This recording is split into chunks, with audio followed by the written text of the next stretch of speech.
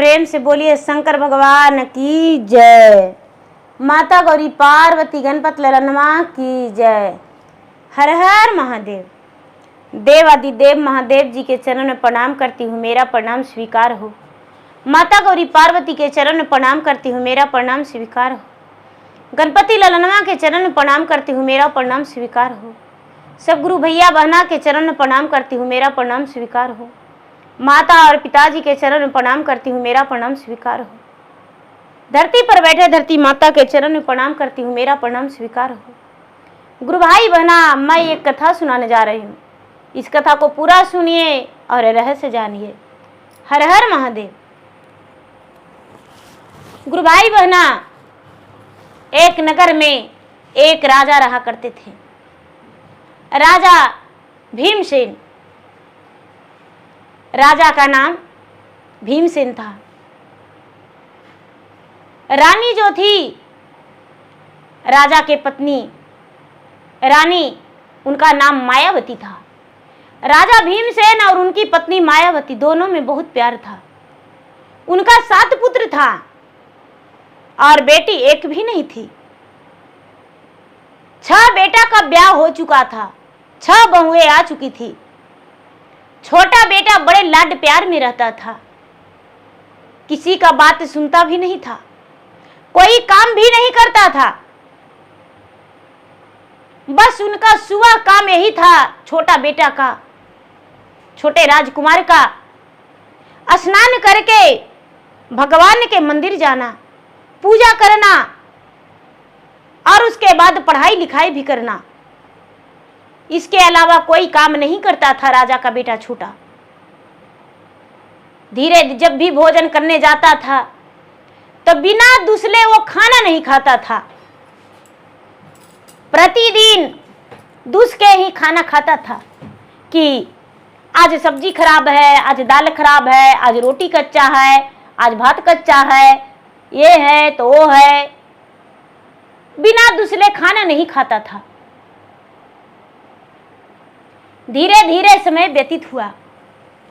राजा के 6 बहुएं जो थी आपस में सलाह की, दीदी छोटे राजकुमार बड़ा बिगड़ैल हैं, बिना भोजन को दूसरे नहीं खाते हैं। क्या छोटी बहू रानी आएगी तो कभी भी उससे खाना बिगड़ेगा नहीं? वाह, ये तो अजीब करते हैं, हमें तो समझ में नहीं आता है। कैसे बनाऊं जो दूसरे नहीं खाएंगे? सबसे बड़ी वाली जो थी वो बोली, आज खाना हम बनाएंगे और छोटे राजकुमार को जली कच्ची रोटियां दे देंगे, नमक मिर्ची परोस देंगे, आम का अचार दे देंगे, कोई सब्जियां नहीं देंगे। जब वो डांटेंगे बोलेंगे तो बोलेंगे कि इसमें क्या दिक्कत है, सब्जी कच्चा रहता है, सब्जी भुंजा हुआ नहीं रहता, सब्जी तीता हो जाता है, इसलिए नमक मिर्ची और आम का अचार और रोटी दे दिए हैं। इसमें तो स्वाद सब कुछ है, मिर्ची तीखा लगेगा और नमक तो नमक जनेबे करेगा, अचार चटपटा रहेगा, भोजन कर लीजिए। जो 5 देवरानियां थी वो बोली कि दीदी आपका तो लाजवाब बातें हैं, बड़ी अच्छा बात है। जब राजकुमार भोजन करने गया, उनकी बड़ी भाभी नमक और मिर्ची, अचार और जला कच्चा रोटियां परोस दी। राजकुमार थाल घुमा के फेंक दिए, छोटे राजकुमार, और बोलते हैं, अरे ये क्या भोजन है? भला मैं जली कच्ची रोटियां और नमक मिर्ची आम का अचार खाऊंगा? जो राजा की बड़ी बहू थी सुनैना, वो बोलती है कि छोटे बाबू, देख लेंगे आपकी पत्नी कितना सुंदर आएगी, अब आपका खाना मुझसे नहीं बन पाएगा। आपको आपकी जो पत्नी आएगी कुलमंती, वही खाना परोस के बढ़िया बना के देगी, जो पूरा कुल के संभाल के रखती होगी वही देगी। अब ये बात सुनकर छोटे राजकुमार गुस्से में हो गए और अपने माँ के पास जाके कहते हैं कि माँ, हम इस राजमहल में तभी आएंगे जब मेरे साथ मेरा कुलमंती, रानी कुलमंती से ब्याह होगा। लेकिन रानी कुलमंती कहाँ बसती है माँ? रानी कुलमंती के बारे में सब लोग जानते थे कि वहां पहुंचना और उससे ब्याह करना बड़ा मुश्किल है। कोई भी उससे, कितने लोग गए, मारे गए, कोई ब्याह करके उसे गठबंधन करके नहीं लाया। उस राजकुमार की माता जो है समझाने लगी कि बेटा मत जाओ, अच्छा से अच्छा लड़की से तुम्हें ब्याह कर देंगे बेटा, लेकिन कुलमंती से सपना सजाओ मत ब्याह करने के लिए। लेकिन राजकुमार जो है, छोटे राजकुमार, अड़ गया और घर से निकलने लगा। तो जो मंत्री का बेटा था वो कहता है कि हम भी साथ चलेंगे, हम भी साथ चलेंगे। यदि आप जिएंगे तो मैं भी जीऊंगा, यदि मरेंगे तो मैं भी मरूंगा। दोनों घर से निकल दिए दीदी, घर से निकल दिए।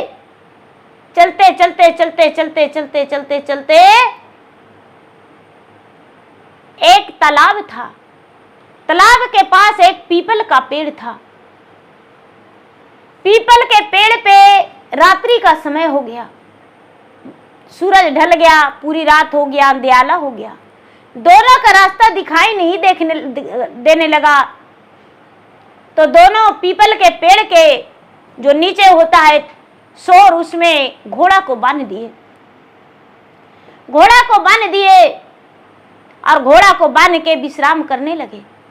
भूखे प्यासे दोनों मुसाफिर, एक राजा का बेटा और एक मंत्री का बेटा, दोनों आराम करने लगे। भूखे प्यासे क्या नींद आएगा। तभी एक परी तालाब में कूदी और चब नहाने लगी। राजकुमार का नींद टूट गया। राजकुमार डर के मारे तो उधर ताकने भी नहीं लगे। मंत्री का बेटा का भी नींद खुल गया। दूसरा परी भी कूदी तालाब में, वो भी नहाने लगी नंगे वस्त्र। तीसरा परी भी कूदी, चौथी परी कूदी। जब चौथी परी कूदी तो चारों कूद कूद के नहाने लगी नंगे वस्त्र। उनका वस्त्र जो था पीपल के डाल से नीचे गिर गया। राजकुमार का बदन ढक गया उसका वस्त्र से। अब चारों परियां जो है वो निकली तो यहां पर मुसाफिर को देखकर चारों परियां दंग रह गई। कहती है कि अरे तुम कौन हो? तू मुझे इस परिस्थिति में देखे हो तो तुझे मुझसे ब्याह करना होगा। राजकुमार डर के मारे थर-थर कांपने लगा, थर-थर कांपने लगा और कहने लगा, मैं आपको बारे में कुछ नहीं जानता हूं, मैं आपको नहीं देखा हूं, मैं आंख मूंद लिया हूं, आपकी ओर नहीं देख रहा हूं, बस आपका वस्त्र मुझ पे गिर गया है ऊपर से, मेरा तन से आप उठा के पहन लो। आप कौन है मैं नहीं जानता। चारों परियां कहती है कि तुम कौन हो और इस पीपल के वृक्ष के नीचे क्या कर रहे हो? राजकुमार बोला, मैं एक मुसाफिर हूं, राजा का बेटा हूं और राजकुमारी कुलमंती से ब्याह करने जा रहा हूं। रास्ता कठिन है, मुझे पता नहीं कहां बसती है। चारों परियां बोली, अच्छा ऐसा बात है तो ठीक है, मैं तुम्हें बताता हूं रास्ता, पहले वस्त्र पहनने दो। चारों परियां वस्त्र पहन ली। उसके बाद बोली, सातवां महला में, सात महल का वो मकान है, सबसे ऊपर वाला में सोने के पिंजरा में, उसके लिए सोने का पिंजरा बनाया हुआ है। सोने का पिंजरा में वो रहती है कुलमंती।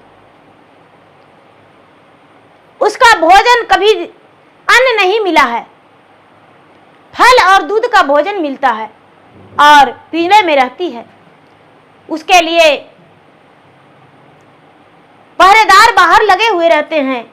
कुलमंती से ब्याह करना इतना आसान नहीं, लेकिन हाँ, यदि तुम चाहोगे तो हो सकता है। तुम मुझसे ब्याह कर लो, उसके बाद उससे ब्याह कर लेना।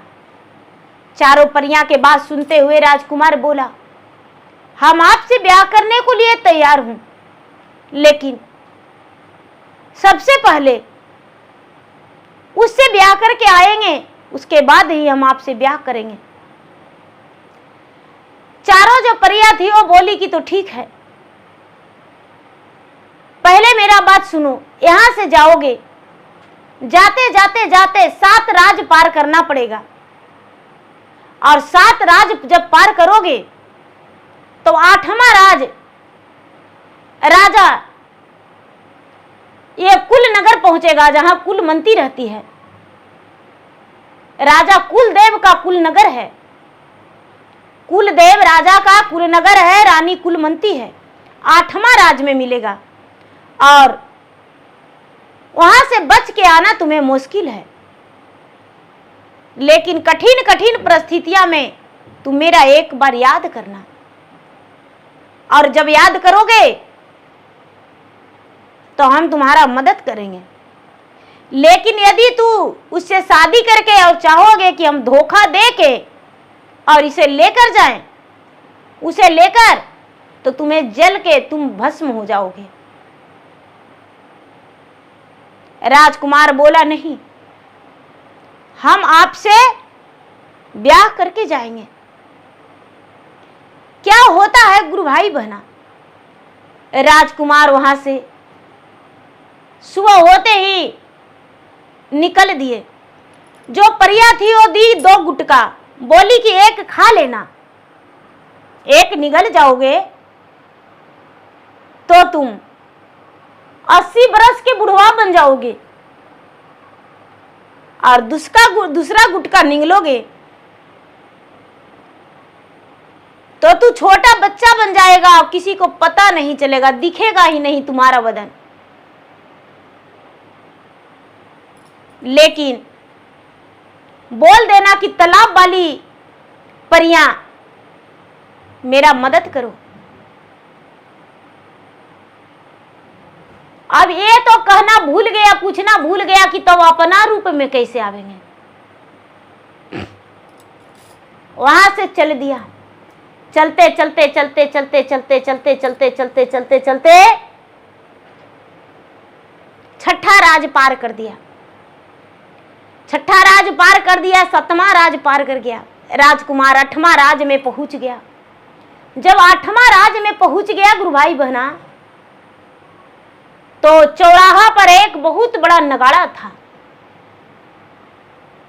चौराहा पे एक बहुत बड़ा नगाड़ा था।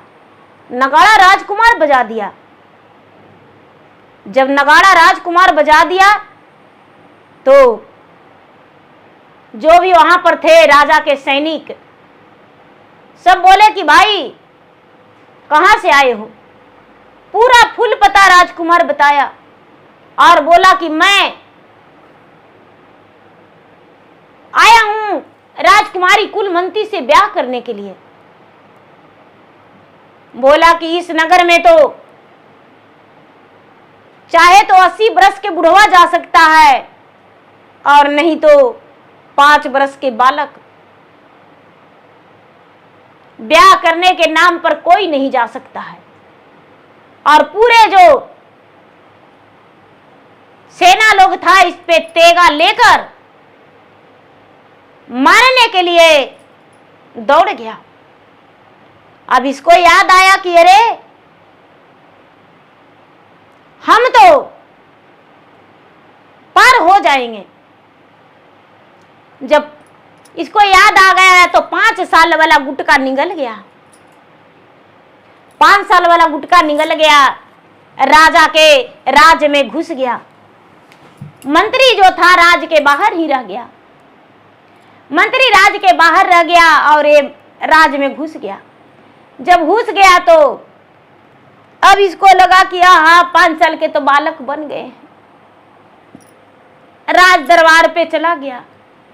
राज दरबार पे चला गया, वहां पर लिस्ट देखता है कि हाँ राजकुमारी का ब्याह का तो ऐलान हो गया है, ब्याह तो करने वाले हैं, लेकिन इसके लिए बहुत सारी शर्तें हैं। हर शर्त को मुझे पूरा करना होगा तभी तो ब्याह करेंगे। इतना बड़ा कठिन कठिन शर्त कैसे पूरा हो सकता है, मुझे समझ में नहीं आता है। अब 5 साल के बालक बन के राज दरबार में चला गया। राजकुमारी जो कुलमंती थी उसके पास भी चला गया, वो सोने की पिंजरा में कैद थी। अब उसे देखा राजकुमार तो कहता है कि आपसे हम ब्याह करेंगे और अपना नगर ले जाएंगे। राजकुमारी कुलमंती कहती है कि अरे मूर्ख, मेरा ब्याह से पहले तो कितने मेरे होने वाले पति मारे गए, गहवड़ में काट के और भर दिए गए। तू मुझसे ब्याह कैसे कर सकता है? तू तो 5 साल का बालक है। मैं तो खुद चाहता हूं कि इस पिंजरे से आजाद हो जाऊं। मैं ऐसा घर में जन्म लिया हूं जो मुझे पिंजरा में रहना पड़ता है। नीचे आ गया। अब ये अपना रूप बदलने के लिए सोचता है कि अब मैं क्या करूं। याद किया, सुनियो मेले हो मोरा अजल परियर जिया जी। अरे सुनी लाना हिरी दाल गाई जी, आजू के बेरी आजल प्रे अपर लय विपति आजी। अचल नाही एको मोर उपाय जी। 5 साल के लड़का बनी अहम हूँ मैं गएली जी। अरे कैसे बनी हमारा कुमार जी। जो जल परी थी इसे आकाशवाणी हुआ कि अरे मूर्ख, तुम जो है उस गुठली को उगल दो और तुम लड़का बन जाओगे। हे जलपरी, मेरा गुठली बाहर आ जाए। बोलो। जलपरी के नाम लिया और गुठली बाहर आ गया। गुठली अपना पैकेट में रख लिया। राजा के पास गया और राजा के पास जाकर कहता है कि राजा साहब, हम राजकुमारी कुलमंती से ब्याह करेंगे, हम ब्याह करने आए हैं। राजा कहते हैं कि अच्छा ब्याह करने आए हो? तो हाँ। राजकुमारी का शर्तें मालूम है? तो नहीं। राजकुमारी का शर्तें नहीं मालूम है तो पहले मेरा बात सुन लो। पहला शर्त, जो 9 बोरी सरसों 9 बीघा में बुनवाया जाएगा, अब एक रात में तुम्हें चुनना है। यदि नहीं चुनोगे तो पूरे पीस पीस करके अब कौआ कुत्ता को खिलाया जाएगा। राजकुमार जो था बोला कि मुझे मंजूर है। कब बुनवाइएगा? तो आज ही रात में। शाम हो गया। शाम हो गया तो फिर से याद करता है, सुने मेले हो जल प्री हमारी रजिया जी। अरे सुनी लाना हिरी दाल गाई जी। परलय संकटवा मोरा अहोवना सहैया जी। अरे कठिन प्रण राजा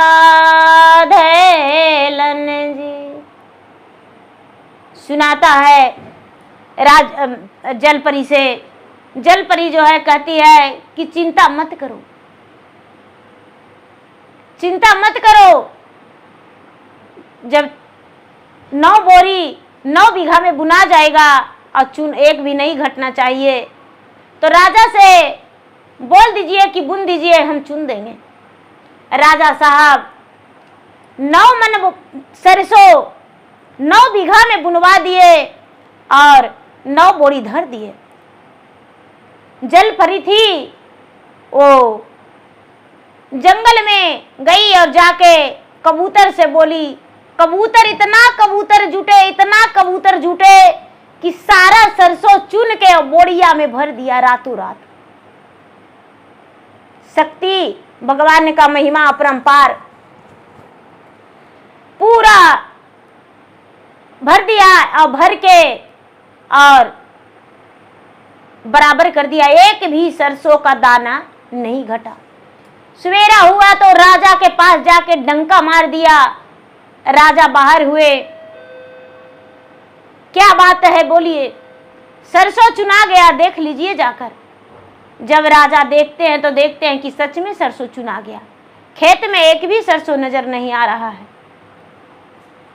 कहते हैं तो एक शर्त में क्या आपको ब्याह कर देंगे? दूसरा शर्त और है, मेरा दरवाजे पे एक चंदन का पेड़ है और चंदन का पेड़ एक छेव में काटना है, एक छेव में काटना है और एक ही छेव में पूरा उसे पटरा बनाना है और रातों रात पलंग बनाना है उसे, जो बेटी के सुहाग से सजाएंगे। और नहीं तो वही चंदन के लकड़ी से तुम्हें जला देंगे। राजकुमार बोला कि ये मस्तू, हम ये भी कर देंगे, हम तुरंत कर देंगे। फिर से अर्जी किया जलपरी के, और जलपरी आकाशवाणी की कि तू चिंता मत करो, वो भी हो जाएगा। और जलपरी वहां लेके पहुंची एक ऐसा कटार लेके पहुंची और बोली कि इससे एक छेव मारो और एक कट जाएगा चंदन। एक छेव मारा और चंदन कट गया, चंदन का पेड़ कट गया। उसके बाद जब एक छेव और मारा तो पूरा उसका पटरा चिरा गया और फिर से जलपरी को आराधना करता है, वो सत से पलंग बन गया। सवेरे होते ही पलंग खूब सुंदर तैयार है, पलंग सुंदर तैयार है। राजा से के जाके और डंका मारा कि राजा साहब दूसरा शर्त भी हम पूरा कर दिए, दूसरा शर्त हम पूरा कर दिए, अब आप अपना बेटी से ब्याह कर दीजिए। राजा कहते हैं कि इतने नहीं,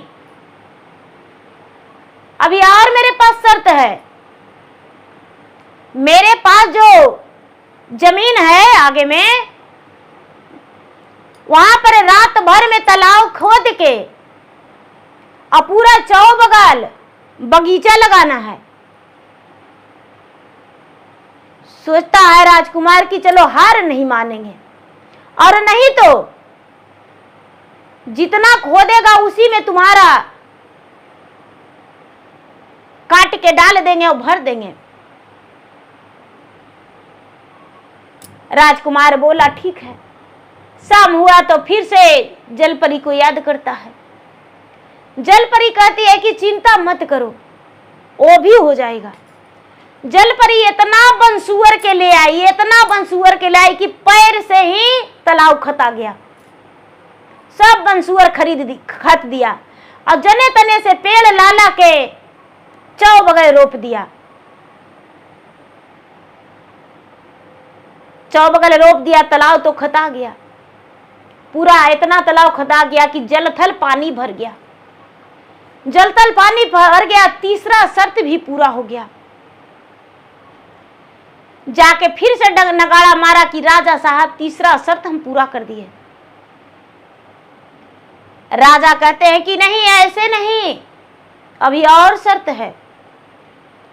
कैसा शर्त राजा साहब?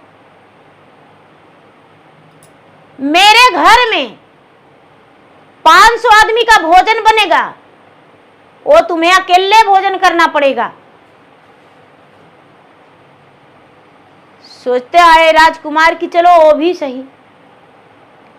फिर जब शाम हुआ तो फिर से जलपरी को याद किया, सुमरन किया। जलपरी कहती है कि बस इतनी सी बात। तो हाँ, बोला कि राजा से कहना कि मेरा पत्तल पर भात नहीं घटना चाहिए, पत्तल पर देवैया होना चाहिए। राजा से बोला कि पत्तल पर देवैया होना चाहिए, हमको बड़ा सा पत्तल दीजिए और सारी भात हम खा जाएंगे। ये जो राजकुमार था वो आसनी मार के बैठ गया। जलपरी को बोला कि आप एक चावल भी मुंह में नहीं लेना, यदि मुंह में चावल ले लिया तो एक कोर भी भात नहीं खत्म होगा, बस ऐसे हाथ लगाना और भात खत्म हो जाएगा। गुरु भाई बहना, छोटे राजकुमार जो थे वो क्या किए कि हाथ लगाए, सारा भोजन खत्म हो गया। सारा भोजन खत्म हो गया, राजा का पूरा प्रजा भूखा रह गया। पूरा प्रजा भूखा रह गया। राजा साहब जाके हाथ जोड़ के माफी मांगते हैं कि अब भोजन नहीं है। छोटे राजकुमार कहता है कि राजा साहब मैं तो भूखा ही रह गया। 500 आदमी क्या है, तो 5 आदमी का भी भोजन नहीं था, देखिए मेरा पेट अभी तक भूखा है। राजा सोच लिए कि ये राजकुमार कोई अजनबी है। बोले कि ठीक है, कल तुम्हारा ब्याह हो जाएगा, सोच लेना, कल ब्याह कर देंगे। राजा साहब अताल मड़वा पताल तुम ही कड़वा दिए, पताल तुम ही गड़वा दिए, मड़वा भतवान सब हो गया, विधि उधि हो गया। जब राजकुमार गेठी जोड़ के बैठता है अपने कुलमंती रानी के साथ, सिंदूर देने का जब वक्त आया तो राजा कहते हैं कि ऐसे कैसे सिंदूर दान कर देगा, इसका सौगैला तो इंद्रलोक में रखा हुआ है, तुम्हें इसी वक्त इंद्रलोक से लाना होगा। अब तो ये मुश्किल में फंस गया। फिर से बड़े प्रेम से कहता है, रात्रि का समय था, बड़े प्रेम से याद करके कहता है, हाथ तोरा जोड़ियो जलप्री, अगोर तोरा परिये हो, बिनती करिए बारंबार जी, आइयो में गेलो जलप्री, हमरो विपतिया हो, अरे विपति में होवा नास आय जी, सन सोह घेलवा जलप्री, और रखल इंद्रा लोकवा जी, और कैसे करवे सिंदूर दान जी। जलप्री जो है तुरंत इसके पास एक शैली गिरा दी, एक शैली गिरा दी। इसको आकाशवाणी हुआ कि इसका सवारी कर लो, पैर धरेगा इसके लात पर तो तुम्हारा ये विमान बन जाएगा। अब इंद्रलोक में इंद्र के पास जाओ और वहां से संस हो गैला क्षण भर में लाके और वही मुहूर्त में राजकुमारी का सिंदूर दान करो, राजकुमारी का सिंदूर दान करो, राजकुमारी तुम्हारा पत्नी हो जाएगी और उसके बाद मुझे ब्याह करके ले चलना। राजकुमार जब शैली हाथ में लिया, किसी को पता नहीं चला, राजकुमार पैर धरा और आकाश में उड़ गया।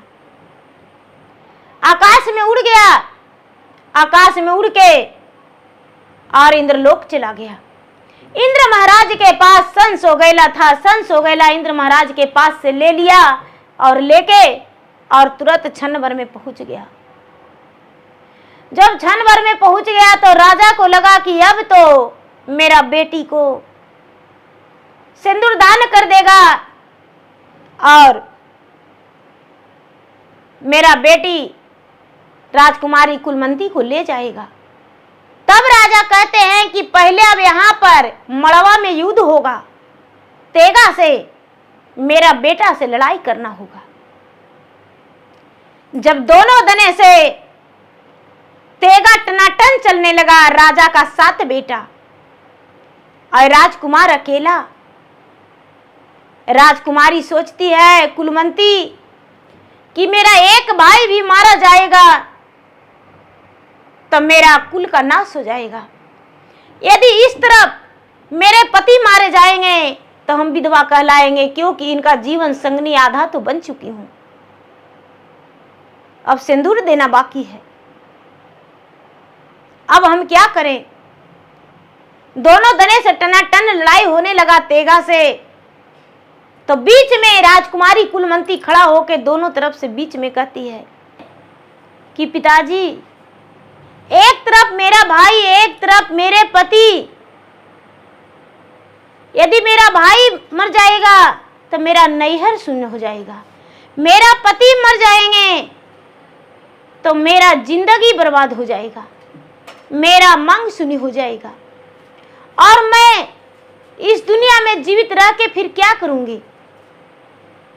इसीलिए पिताजी मेरा ब्याह होने दीजिए। राजा अपने बेटा को साइड करके चुप कर दिए। राजकुमारी बैठ गई और राजकुमार सिंदूर भर दिए मांग में। जब सिंदूर भर दिए मांग में तो राजकुमारी का 3 दासियां थी। राजकुमारी का 3 दासियां थी, एक राजकुमारी, 4।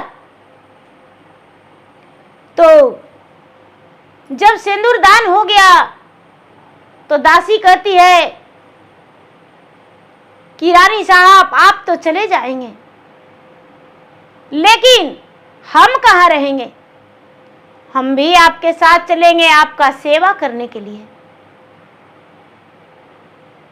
एक शादीशुदा थी, 2 कुंवारी थी। राजकुमारी जो बोली कि भाई जो शादीशुदा हो अपना ससुराल जाओ, मुझसे मित्रता था, प्रेम था, मेरे दास थी तो मेरे दास ही रहो, लेकिन जो शादीशुदा है अपना जीवन बसाओ और जो शादीशुदा नहीं है वो मेरे साथ चलो। रात्रि बिता, राजकुमार कोहबर में गया। जब राजकुमार कोहबर में गया तो जो राजकुमारी कुलमंती है वो अपना करवटिया दे दिया और राजकुमार अपना करवटिया। आधी रात बीत गया, भोर होने वाला है तो राजकुमारी बड़े प्रेम से कहती है कि आमे है हुजी राजा और चोरवा चंडलवा जी। अरे किया घूसल माना बये माना जी, कवने कारण में जी राजा अमुख नाही बोलल जी। अरे होई गई लई भोर भीनु सारा जी, अगना में बोले जी राजा औ काली रे कगवा जी। अरे बगिया में पंछी आह जार जी। राजकुमार कहता है दिलवा के बतियाए सुंदर औ कहलो न जाहे जी। अरे कहल भी ना रहलो न जाहे जी। बागरे बगैचवा में और है मोरा दोस्तवा जी। अरे वो करो के छोड़ लिया केला जी। ओ करे बतिया सुंदर अभी ते भोरे बिहन मांझी। अरे कैसे के राहत हुई है अकेला। कहते हैं कि भाई शिवाना, गांव हिलने से पहले, नगर हिलने से पहले मेरा एक यार है, उसी का याद कर रहे हैं कि कैसे रह रहा होगा, कैसे अकेले बिता रहा होगा, याद कर रहे हैं। ठीक है, सुबह में मेरे पिताजी से गौना मांग लीजिए। सुबह हुआ, राजकुमार गया राजा के पास, गौना मांगा तो राजा साहब एक राजकुमारी कुलमंती और 2 उसके दासी को विदा कर दिए। कहते हैं कि बेटा जितना धन संपत्ति लेना है लेकर चली जाओ। राजकुमार कहता है मुझे कुछ नहीं चाहिए, बस मुझे राजकुमारी कुलमंती चाहिए। जब राजकुमारी कुलमंती को लेकर चलने लगा तो चलते चलते सोचा कि मैं उन चारों को ले जाकर क्या करेंगे। ये 3 हो गया और वो 4 हो जाएगा तो बड़ा दिक्कत हो जाएगा। जब थोड़ा सा सीमा लांघ दिया, पीपल के वृक्ष से आगे हुआ और राजकुमार जल के भस्म हो गया घोड़ा सहित। राजकुमारी का डोली अटक गया। राजकुमारी छाती पीट पीट के रोने लगी, मेरे पति के साथ ऐसा घटना क्यों हुआ। हे भगवान मेरा कोई मदद करो, हे भगवान मेरा कोई मदद करो। छाती पीट पीट के राजकुमारी रोने लगी। अब उनके साथ तो और कोई नहीं, 2 दासियां थी, वो भी कहती है ऐसे कैसे हो गया। अब रात्रि हो गया, रोते रोते ऐसे भी कई दिन से रास्ते चल रहे थे दोनों, कई दिन से रास्ते चल रहे थे। 7 राज पार करके 8वां राज में थे। जब रात्रि हुआ तो चारों जलपरियां जो थी तालाब में स्नान करने गई, और जब तालाब में स्नान करने गई तो इसका पति जो है चारों का वस्त्र लेकर तालाब के कोरा पर बैठे हुए हैं। राजकुमारी देखकर कहती है कि अरे ये तो मेरा पति है, मेरा पति है। चारों जलपरियां कहती है कि ये दागेबाज है, ये मेरे पास कैद में है, अब ये नहीं जाएगा, ये तुम्हारा पता नहीं, पति नहीं। धो दो मांग का सिंदूर, तोड़ दो चूड़ियां, उतार दो जोड़ा और लौट जाओ वापस। ये धोखेबाज है, इसलिए मेरा कैद में है, अब इससे ब्याह भी नहीं करेंगे, अब मेरे साथ जैसे हम रहते हैं उसी तरह रहेगा। हम भी श्रापित है, ये भी श्रापित है। हाथ जोड़ के विनती करके राजकुमारी कुलमंती बोली कि भाई मेरा सुहाग लौटा दो, जैसा कहेगी वैसा। चारों परिया कहती है कि तो मुझसे शादी करना पड़ेगा, मुझसे शादी करना पड़ेगा, और उसके बाद यहां से सब साथ जाएंगे।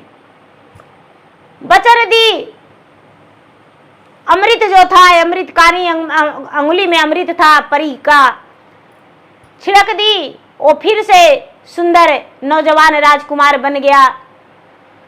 जब नौजवान राजकुमार बन गया तो अपने ही पति को कुलवंती 4 परिया से शादी करवाई,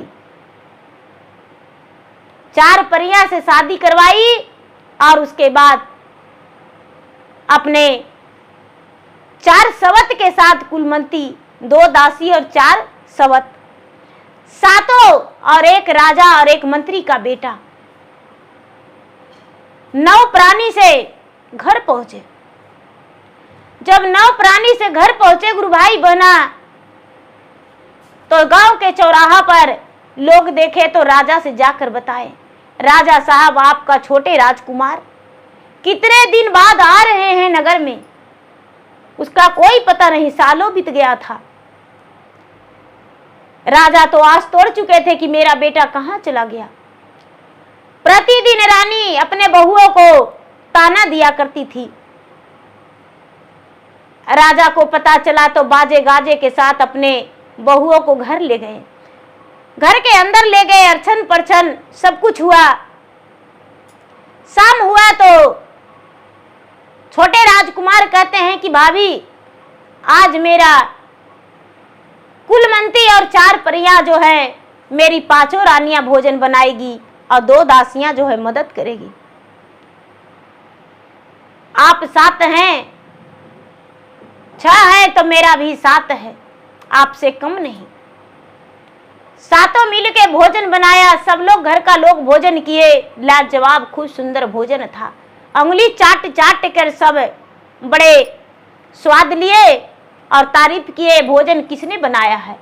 छोटे राजकुमार बोला, पिताजी, भैया जी, मेरा पत्नी ने बनाई है।